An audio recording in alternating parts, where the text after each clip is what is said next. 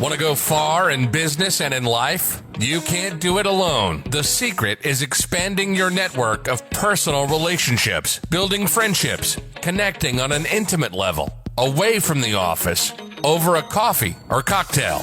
Welcome to All In with the real Nate Peo. The show that asks what happens when you go all in and leverage the power of your network of personal relationships.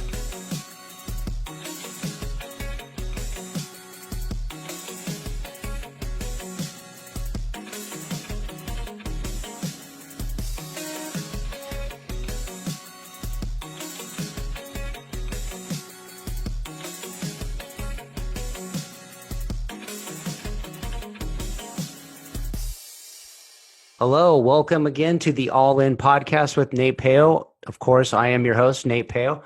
Today, I'm joined by Mr. Inspire himself, Eric Patrick Thomas.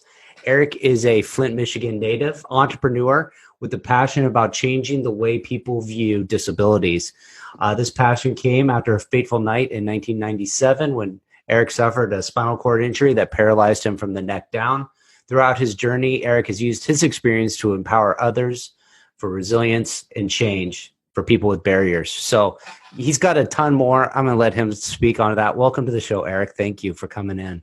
Hey, thank you for having me, Nate. Yeah. So great to be here. Thank you. I always like to talk a little bit about how I meet my guests because I want to emphasize the importance of networking, building personal relationships.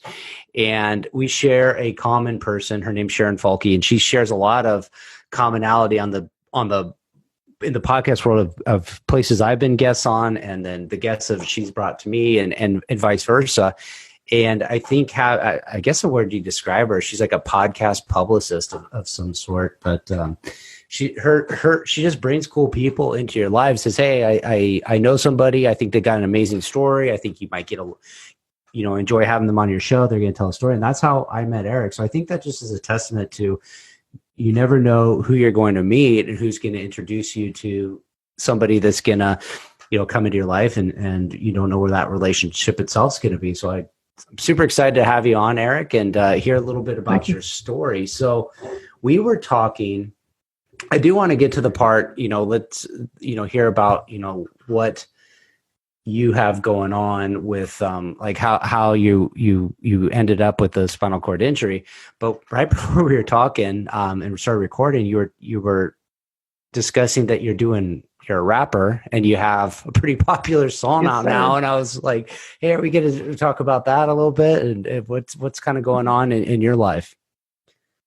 Well, right now I am living temporarily at my caregiver's house because, as you said, I have a spinal cord injury. I'm paralyzed from the neck down, so I need someone to do everything for me besides speak and think. And so that even itching my face, or so bathing and dressing and toileting, driving, transferring, eating, everything that someone does every day, because they can move their arms and legs. And so because of this COVID-19, I had to minimize the risk in my house because I have about five or four different caregivers on a given day in and out of my house for 24 hours a day, period. So the plan was, when it got to be where it is now, to move in with my caregiver temporarily, and then all the rest of my staff can stay home and be safe with their families. So that was my big change. Basically packed up my essentials and moved over here. So 5 pair of pants, 3 shirts, 1 pair of shoes, and 1 hat. Later, and here I am. So that's a huge change, and I think a lot of us dealing with COVID-19 are kind of struggling with adapting to life being at home. But you have a lot more obstacles, a lot more challenges to overcome. But yeah, here you are. You're super upbeat. You guys, if you've seen the video, you can tell. But he's got a hat on that says Inspire. His shirt says Inspire. He's got a giant grin on his face, and just he had a ton of energy before. So, you're leading this idea of by example of, I guess, trying to inspire others with your message. Can you tell a little bit about like what led you to, go in on this idea of creating an inspiring message and a business around it? What led to the idea was just basically life. Once it was either I could lay there and not do anything and be bitter and angry, or push forward, and live. No matter what circumstances there was, what barriers and what challenges, I still had a lot of goals, a lot of dreams that I wanted to accomplish that I put time and energy for that I had not seen accomplished yet. See, sometimes I get to that one point where I'm only like a thread away from achieving that goal, and then I get blown back, and it's happened multiple times. And I wanted to complete, I wanted to complete some things that I set out in my life for. And one of the things was having my own clothing line, my own apparel line. When I was a child, I was always thought about having my own clothing line. So, moving forward after getting out of rehab, I tried multiple different ventures. I tried to open a record company, and then I started writing for an entertainment newspaper. I type with my voice using Dragon, Naturally Speaking. And so I was writing for that, and then that closed down. And then I opened up an internet radio station. And then I had to shut that down because the royalty rates changed. And we even went to Washington, D.C. and introduced the Internet Radio Equality Act to save internet radio. Mm-hmm. I was there with Pandora, AOL, Live 365, all these big CEOs, and I was there with my one station. They had like multiple stations, but they utilized me because that was helping me with my like self-sufficiency, that one station. Mm-hmm. And I had shows all over the globe. And this is back in mid-2000. I had a blanket license through Live 365. And that was my license. And then eventually it got too costly to hold the radio station up. And then I went back to original plan was a t-shirt company. And so I got with Goodwill. I have supportive employment services, and we developed a business plan and kept writing it, letting people look at it. And then eventually I found a business partner, and instead of being a business partner or an investor, he wanted to be a partner because he had other companies. So I was able to use his resources. And then before you know it, Easy Awareness by Design was started, which stands for Eric and Ziad, bring awareness by design. And then found a graphic design artist. And then before you know it, November 2011, the doors are opening. Boom, the dream has been achieved. The business is open. We're ready to go. And it started with the t-shirt business. And then as I kept going, later on down the road, I had multiple designs, and then the Inspire one, I started wearing when I did public speeches. So I'd wear Inspire on my shirt, and I'd go speak somewhere, at school, or a college, or something, wherever I was speaking at. And then I went to a middle school, and I saw these seventh graders and how they were just like so ready to want to be the best they could ever be. And it was that the word inspired. It just had some energy, Mm-hmm. And I was like, we got to make this public. And right then we started making it public and sharing it. And we started saying what inspires you and show you're inspired. It just became a social media, organic grown thing, organic brand, and the people really carried the brand.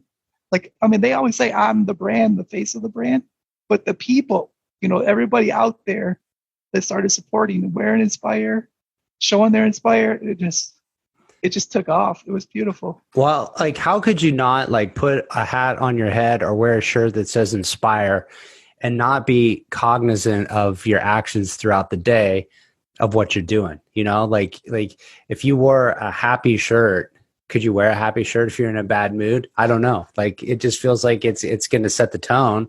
And it seems it's it's just a word. It's just a shirt. But there's meaning behind it, and it's a powerful word. And when you really think about it, and you wear that, and you say, "Hey, I'm gonna wear this badge proudly," and for the world to see. And like you said, hey, you could stay home, be angry, not achieve your goals, not do the things you want to do, or you could, do one foot in front of the other, just moving the ball forward. And chase your goals, and that inspire word just really brings it into it. So that's awesome, man. Question for you. I always ask my guests this word luck, and how you believe. Do you believe people are lucky? Do you believe in the word luck, or what's your opinion around that word luck? For myself, I wouldn't say it's luck. I would say that it's faith. That it's divine, just because of my journey and the experiences that I've witnessed myself. I've always believed in that nothing comes too early, nothing comes too late. It comes on time. Because if it comes too early, we're not ready for it, so we don't appreciate it. And if it comes too late, then it's already over with, and we won't appreciate it. So things come on time, and things happen in this life that you can't explain. And you might be 20 years later, and you're like, oh yeah, that's what that was all about. Now, to say that was luck, I never really said like, oh, I'm lucky, because I'm not. I'm surviving what I did and the things I've done. I'm blessed. Like, I've been taken care of. I've been in positions where I've met a lot of people, and I don't consider that lucky. I also consider that being in the hard work. I put in a lot of work to be able to meet some of the people that I've met. Like, I didn't give up. I kept at it. I was consistent.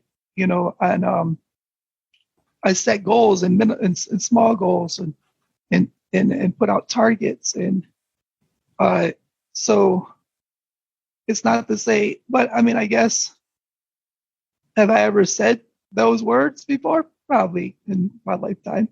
Like, oh, I got lucky today or something. Mm-hmm. I'm sure, Yeah. I'm sure that there was something like that, probably more in a financial thing, like scratch off or like the 50-50, Mm-hmm. something like more of a monetary thing like that, like where you gamble, I guess. Mm-hmm. But in life, I don't say that I was lucky, because no matter what the circumstances was, bad or good, I learned from it. I call it a growing, Yeah. a growing curve, so.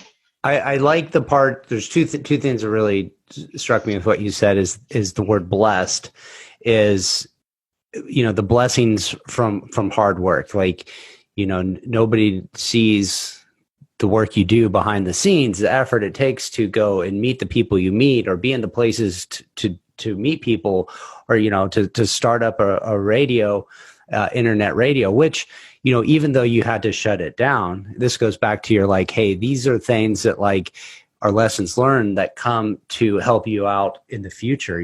Like the connections you make on internet radio. You said you went down to Washington, D.C. with CEOs of big companies, and you've made connections with those people that, even though your business was being, less successful because of the change of the royalty rates, you're meeting these people that have probably opened doors and introduced you to other people and opportunities to do what you're doing now as well. And those are the things, like, sometimes we don't see that at the time, that, like, hey, we're learning a lesson. We don't realize it's a lesson, and we're not ready to receive the new message down the road until we've kind of experienced it. And then, like, oh, I get it now. I get why this message means, like, why didn't I see this before? It's because I wasn't ready to understand what's going on. So yeah, definitely you got the right attitude about the idea around luck. And you're right. It's a ton of hard work, and it's a ton of putting yourself out there.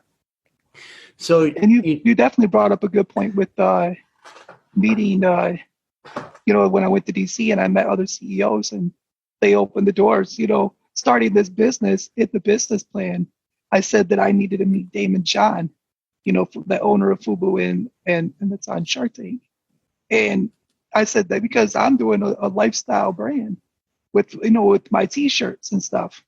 And I said I need to meet him. And then a year into the business, at almost the anniversary of it, and here he is. He comes and speaks in Flint, Michigan, and the people that brought him knew that I had the business and knew what I was doing, and I built those relationships from before. with them, that they opened the doors. They already had it set up. So when his speech was over, the curtain came open and they pointed at me with their finger and said, it's your time. It's your time, Eric. It's time for you to pitch, or it's time for you to talk to him and figure out how this is ever going to happen. And we're like brothers now. We're like family, and that was November 2012. And that led to so much stuff afterwards. I think that right there is like the perfect example of like the power of personal relationships, networking, connections within people. Because like you said, like if you didn't have those connections that you built in Flint, Michigan, then you might not have been aware that he's coming into town. You might not have been able to get the introduction, and those things, they take time to develop. It's not like you just go and email people or cold call them and you're instantly friends. Like you have to, be relatable. You have to be personable, and you build friendships and relationships over time. I always tell people, if you want to build your network, you got to start early, like, cause you can't just tomorrow decide like, oh crap, I need to be networking.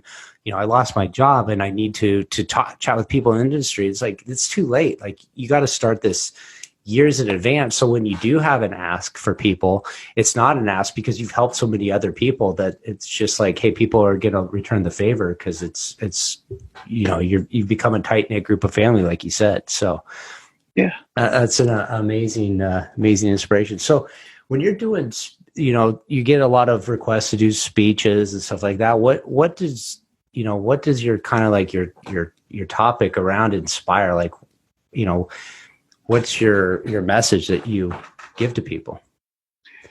First, I find out what the audience is, and the person that asked me to speak, like what message, what would they like that audience to take home, like a call of action.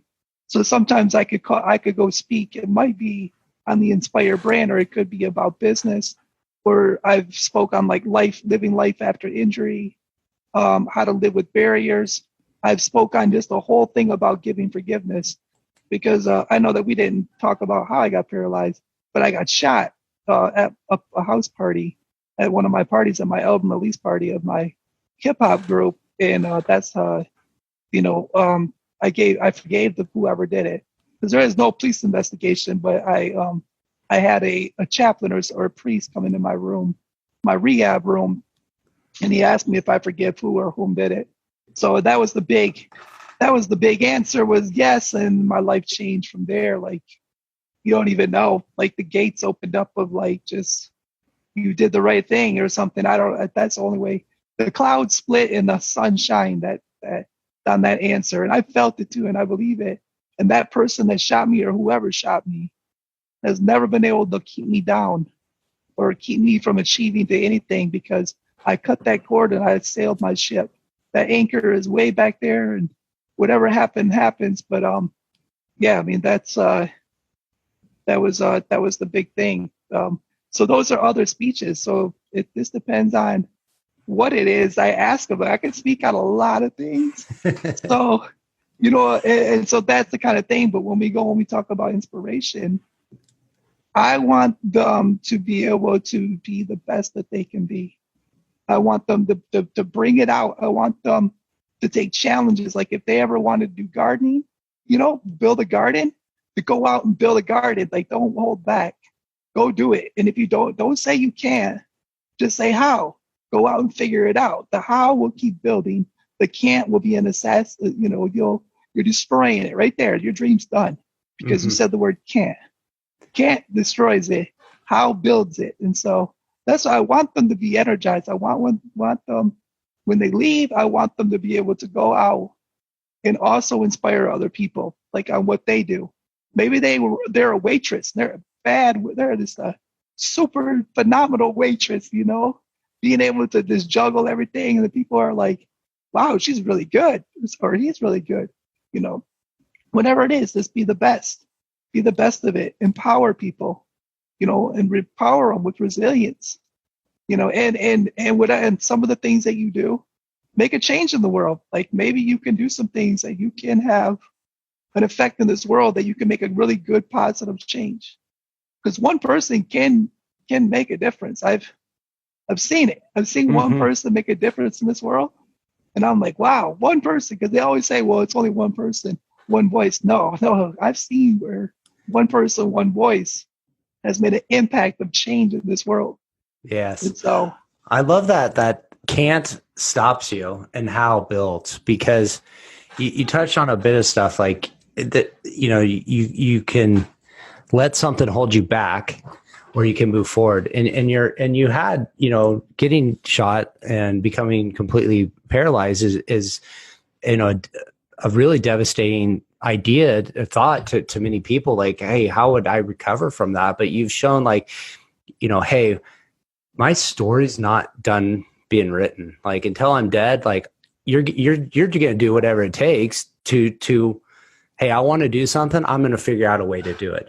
And you talked about like, hey, you want to start a garden. You said, okay, well, I don't know how, or I can't do that. Like, you don't have to even know. You just kind of start saying, okay, if I want to build a garden, like, how can I figure that out? And you kind of move in this direction of, who else does gardening? Who could I call to talk about gardening? What kind of soils? Right. And you start inviting people into your life that have knowledge and show you how. And then it becomes about belief that you can do something. So a lot of times, like that idea of like, hey, I can't build a garden. It's unbelievable to me that I could do that. But then if he said, hey, do you believe you could, go down to the local gardening store and talk to somebody that's into it? Yeah, I believe I could get there and I could do it. You believe you could have a conversation? Yeah.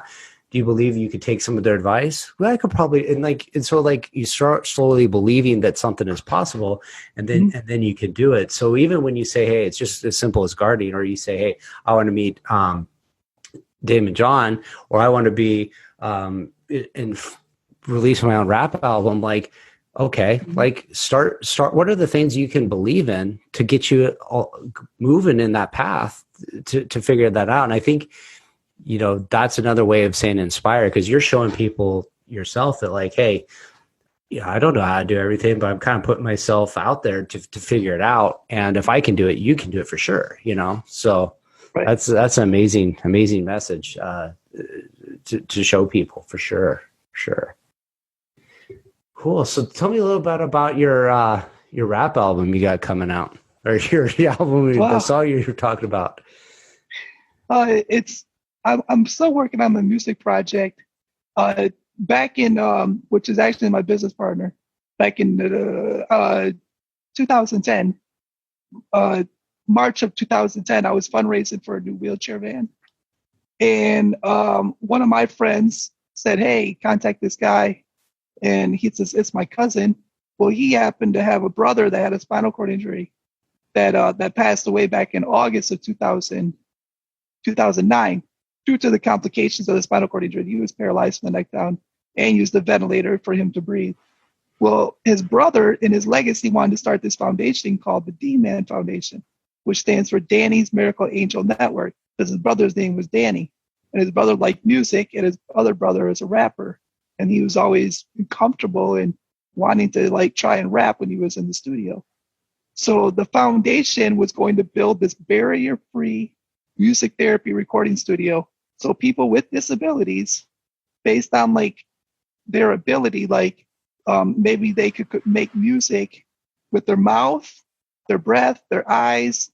Maybe they could move their arms, but they couldn't have good hand function.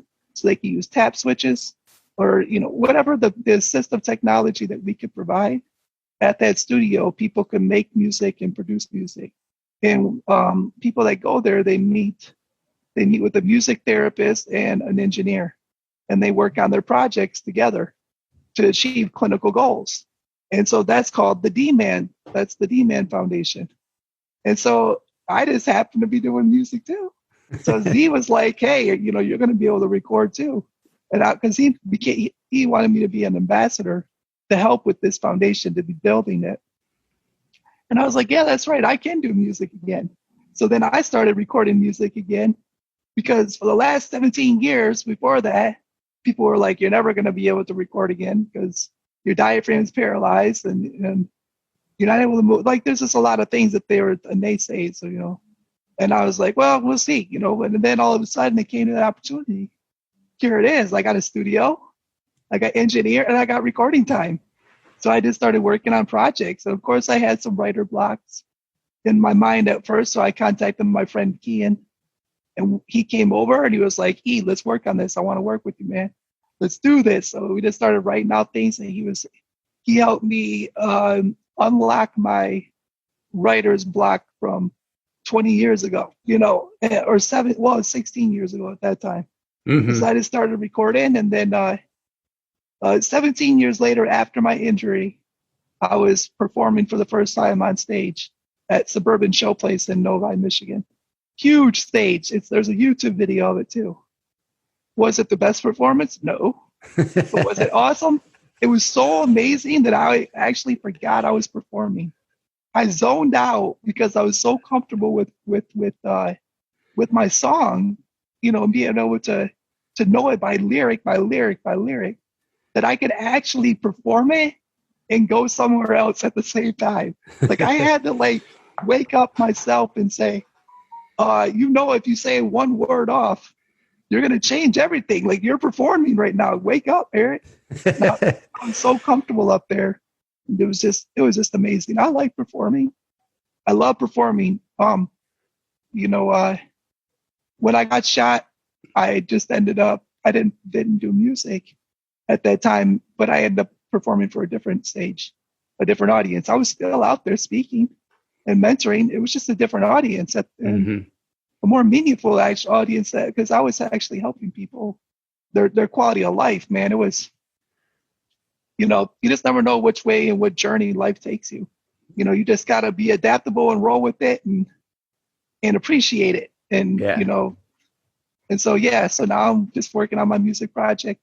There's no release date or anything. That way I can be very comfortable with just working on it, because I'm not putting it out there to be some superstar or so, you know what I mean? Like this is just a music project that I just want to work on because I enjoy it. And when I get an opportunity to perform, then I like that too. You know, I do. I appreciate being able to perform, especially with a band behind me. Man, we have the Mark Casa Slight Return that performs with us. It's amazing to perform with the band. So yeah. So, and to get back to the song I was talking about earlier when we first started, that song's called "Beat My Belly Like a Bongo." So there's a very interesting story behind that. Do you care to share it? Oh yeah. So Jesse, my graphic design artist, and I, before we go into the shop, we'll pick up something to eat, and so we'll sit there and we do a lot of people watching, you know, while we're eating before we go into the shop. And I think we dropped food on my stomach or something like that, and so she was cleaning it off, and it sounded hollow like a bongo. So I just started saying, "Beat my belly like a bongo." It sounds like a bongo. Then I was like, "Hey, that sound, beat my belly like a bongo, beat my belly like a bongo." So I had her just take my phone out. I got a little recorder, because when I make up little jingles and songs, I want to record them so I don't forget them. So I put that on the thing. Well, that's all I had on there. That was Wednesday. My friend Bangtown Farland, awesome producer, contacts me the next day. He's like, "Hey, E, I know we've been trying to work together. I can come by Saturday. Are you available?" "Oh yeah, I'm available.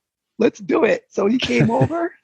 And he was like, "What do you want to record?" And I was like, "Well, you're going to think this is kind of weird, but this is what I got in my head that from Wednesday. It's Beat My Belly Like a Bongo." And he was like, you know, let's roll with it. So then I just told him how it was in my head, and he laid down the beat right there. And we did the hook first, and it was just beat my belly like a bongo, beat my belly like a bongo, beat my belly like a bongo, my belly, my belly, my belly. And then we did the hook, and then I did the first verse. I did it right there. I did it all freestyle. You know, I just did like the first 3 bars, and we came back. I did the other bars, and then we did a hook.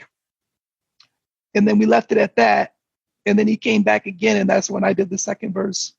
And we brushed it up, and then he took it and did the bridge and the breakdown and everything like that, and then mixed and mastered it. So that's how Beat My Belly Like a Bongo came up. That's super cool, because like one of the things, like I've struggled with in my life is this idea of like when you have ideas like, hey, I'm going to put myself out there and perform, or, express a side of yourself, or like, hey, what would people think if I, created something and I shared it, and we got, you know what, that's not for me. Like, that's somebody else that can do that. And you just are like fearless and just like, hey, I got an idea. We're going to roll with it. I don't know. Do you deal with like the self-doubt like that? Like, hey, should I be like, does that ever get in your head? It's not self-doubt. I just make sure to carefully know if I'm doing the right thing. Like, but I am a person that doesn't stay in the box. Like I don't care what you think, like, because I feel good about it and I enjoyed it. Like I can sing karaoke. Do I sing karaoke well? No. Do cats and dogs probably look at me when and scream and are in torture when I do it? Yeah, probably, because it's not good. I don't have a good singing voice, but man, I enjoy it. I like looking at the lyrics. I like performing. And if I feel good and it brightens and it ups my spirits and my level of just happiness, makes me just takes me to that time when that song was out and that memory when I first heard that song, then that's okay. You don't have to like me. You don't have you can like me, but I'm not looking for your approval of this, because I already know, I'm already understand that I'm bad at it. Okay. But that's okay. I can put myself out there, just like a Instagram filter. I don't need to wear filters. I don't have to. What you see is what you get, wheelchair, hat, scruffy beard sometimes, looking like I'm half asleep or whatever. Sometimes I got blemishes, whatever it is, the more that you can just be comfortable in your own skin and your own self, the better like it is just to move forward with a lot of things, because I don't have to wear like mask and hide behind stuff and be something I'm not, because this is who I am. I'm not any different than what people see. Like this is me, and sometimes I can be like, I can tell some dad jokes. I can come up with some off the wall type of things, make my own lingo up, my own words. And, I make a lot of jingles. I sing when I eat my food before I'm eating food. I make up happy jingles I'm about to eat, like Taco Tuesday or something, or, whatever it is. But so it's not like self-doubt. It's more like before I do it though, I make sure that it's appropriate to my brand, to me. When I say brand, I'm saying to me, like, okay, yeah, I'm going to do it. Am I going to go take a BMX bike and jump from one roof to the other? Probably not. But I would be like, nope. When I skydive, I don't know. Maybe. I don't know.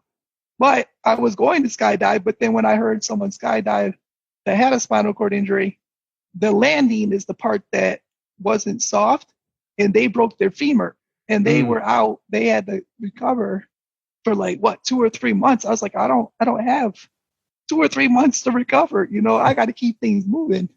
So, I decided not to do it based on that. So was it fear? No, but it wasn't self-doubt. It was just like, well, the possibility of what they just said. And there wasn't just one person that got injured after landing. So I was like, I'm just going to I'm going to say no. I think there's like a risk. It's like a risk reward thing. You kind of hey, am I going to get a thrill for a minute and maybe be sidelined for 2 months, or if you go back in 5 years from now and you go, hey, am I going to miss skydiving or not, or would I have missed 3 months of productivity? Like, yeah, I'm going to miss that productivity more than that jump. So it makes sense, your analogy of what to do or not to. That leads me to my last question here, is the words all in. What is your advice, or what do you believe it means to be all in on like an idea or a project or an outcome? All in is where you wake up, you sleep. When you sleep, you think about the dream. And then you wake up, you think about what you were dreaming. You're ready to wake up and achieve that dream. You know what I mean? So all in means like I just spent 30 months fundraising for a wheelchair accessible van. The goal was 60 something thousand. The van ended up being $72,000. We fundraised for 30 months and achieved that goal. Every day was We Drive to Inspire, because I made a campaign out of it, and that's what it was called. We Drive to Inspire. I was on the email, I was on the phone. Like, the goal was to get that van. Mm-hmm. And there was no timeline. Well, there was a timeline, but I ended up on bed rest for 670 days. So I just got off of bed rest too in December of 2019. I went down March 1st, 2018. Then I ended up in the hospital and my lungs collapsed. Ooh. And I had to get intubated and I was out for a month. Even while I was in the hospital, I was fundraising for the van. So, because that's the goal. The goal was to get the van. No, every day you talk about it, you and what you do, your focus is. So if you're doing an event, that event was towards getting the van. I did a golf outing. We did a dinner at the Polish Legion. We did online fundraising. I did public speeches.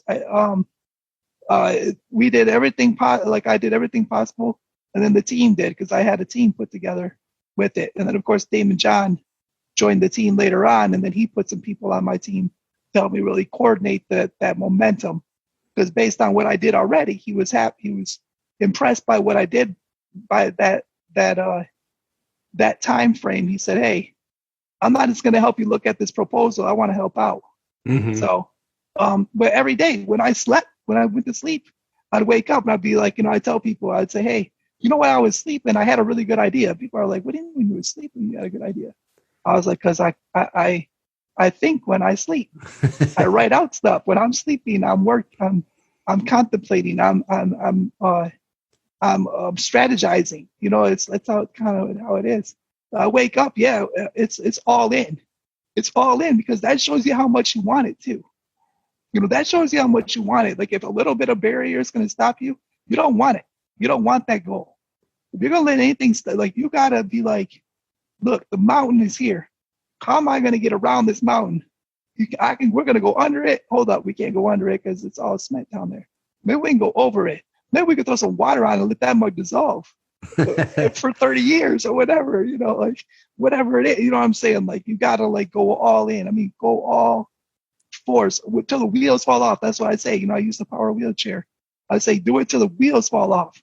Literally, do not stop. If that's your goal, that's your dream, that's what you want to achieve, do not stop and get the people on board. And if someone says no, that's cool. Okay, I got a 6 billion more people to go talk to or something, 7 billion in this world, the door shuts. Okay, that's nice. Thank you, but thank you for supporting. Okay, and the next one, and the next one, and the next one, and the next one. If you got to make 100 calls or 1,000 calls, the idea is, how much do you want that goal? Do you really want it? Or do you just want the thrill of wanting it? You want it, then you got to go out and get it. You got to go all in. Like you said, all in, man. All in. You got no breath left. Your nose muscle, no more, nothing's twitching in your body. No movement, no spark, no nothing. Until you've been completely extinguished of all your breath and all your energy, that you've done everything you possibly ever could do, then that's your all in. And I'm talking and definitely, like with me, I drive it by faith. So I say my prayers, man, every morning when I wake up. Well, I tend to. Sometimes I'm sure I slip sometimes, but my intention is to say it right away when I get up. Like, "Phew, man, thank you for, waking me up, giving me breath. This is a beautiful day. Whether it's snowing or rain or sleet or whatever it is, it's always beautiful because I'm up and I'm ready and I'm able to achieve.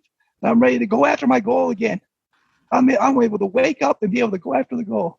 Yes, I'm on bed rest. Yes, I'm not able to leave this bed, but I got a laptop and I got the internet and I got voice and I can talk to people. And so I can make calls. I'm good at making calls. I can talk to people. And I don't have any problem with someone being angry at me or saying no to me, or, that's okay. I got confidence. I'm not going to let them stop that. I'll go to the next person and I'll explain and I'll tell them the story. I'm going to share on my story and tell them what this goal means, what this van means to me, how it'll change my life, how it'll change the quality of my life and keep my mission going. And I want you to believe in my mission. you believe in me, then I want you to, help me out. I need help. I don't have pride. I need help. If I need help, I'm going to ask. I'm going to ask family and friends. I'm going to ask strangers. I'm going to do whatever it takes to get to that goal. If the goal is get that van, then I'm going to do what I got to do to get that van. And that's what All In is. Yeah, I love it. I feel bad for the goal if you're on the wrong side of the goal because it's going down with you after it. You got so much enthusiasm, so much energy. Like I was just thinking, like, man, maybe you should record like Alexa skills, and you just want to get a motivational message in your Alexa device in the morning, and it's Eric coming at you like, get after it, dude. You just got to chase your goals. You're lazy. Get up and do it. You're like, yeah, I got to. Cool. That's a good idea. So where can people find you if they want to get connected to you or get some Inspire brand clothing? Where should we send them?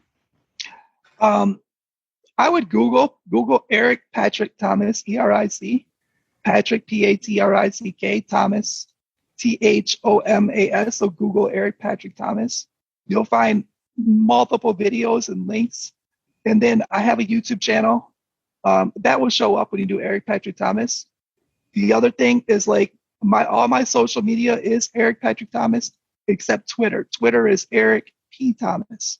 So the Twitter handle is Eric P. Thomas because they wouldn't let me have Eric Patrick Thomas because it's too long. Yeah. And I always use Eric Patrick Thomas because I'm the only one that is basically, with the Inspire stuff. And it's a lot easier to find me. And usually when I hashtag things, I'll hashtag Inspire. On Fridays, we do Inspire Friday. So that's what inspires you. You share every Friday what inspires you. And that's hashtag Inspire Friday. Like today, that happened to be. Today is Inspire Friday, huh? You share a name with another motivational speaker, E.T. I know, Eric Thomas. Yeah, I know. And he's in Lansing. I'm in Flint. He's in Lansing. Yeah. I guarantee you, him and I someday will be on stage or we will do something together. I guarantee that. I'll say that right here. I have no doubt that will happen. And that is going to be some power.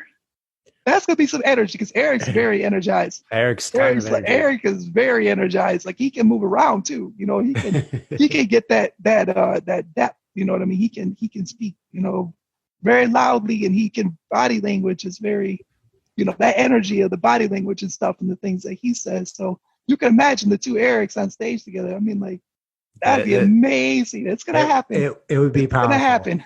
Definitely powerful. Very cool. I loved having you on here on the show. All those links will be in my show notes for anybody to find, so we'll be able to connect with you. They can also Google you, so that's great. I appreciate having you come on. Had a ton of fun chatting with you. Yeah, no, thanks for having me and Sharon setting it up, and Joe Pardo, with the international podcast group. I think that's what it is, right? Yeah. Very Super cool. Joe Pardo. I was one of his guests. I did a 3.5-hour podcast. Jeez, I wonder how you probably wore him down, huh?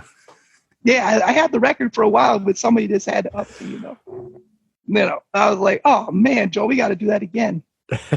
So, this is the All In podcast, right? Yeah, that's correct. So, this is Eric Patrick Thomas, Mr. Inspire. You're listening to the All In podcast. Thank you, sir.